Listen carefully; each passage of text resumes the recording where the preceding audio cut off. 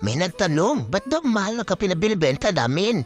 Sagot ko naman, pag gusto mo na masarap na kape, you should pay the price.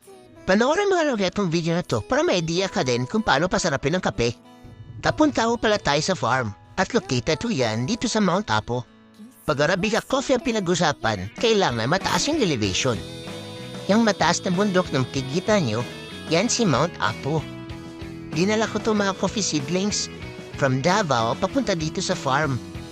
Yung farm namin andun pa makikita sa kabilang bundok, kaya medyo pahirapan ang pag-transport ng mga gamit.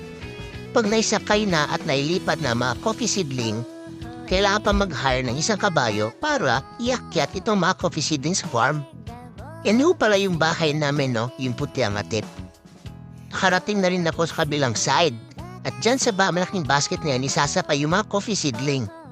At pagkatapos, dadalhin ulit yan dun sa bahay, sakay ng isang kabayo. Selective harvesting ang ginagamit na method namin. At pinipili namin yung mga hinog na mga cherries.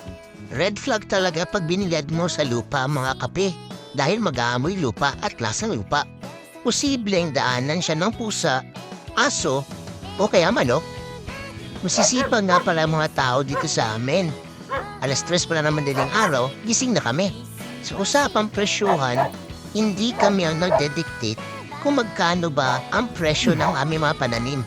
Kaya, pamura ang bili sa amin ng mga traders, mas pinipili namin na mabulok na lang yung mga pananim. Kesa gagastos kami ng labor at howling. Diyos ko!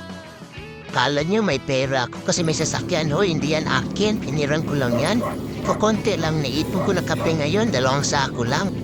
Ihahatid ko na tumakabay at sa dehaling station. At doon magpapadihala ko. Kala niyo mabigat yan, no? Hindi. Magaan lang yan. Kayang-kaya niyan buhatin. Isinatay ko pala sa kabayo yung kape. Kaya another bayad din yun. Pag nadihal na yung kape, ang next step naman ay sorting. Good beans lang ho yung pinapainom namin sa inyo. Hindi namin sinasali yung may mga bulok at mga fungus. Isang buwang trabaho yan. Pinaikli ko lang dito na video.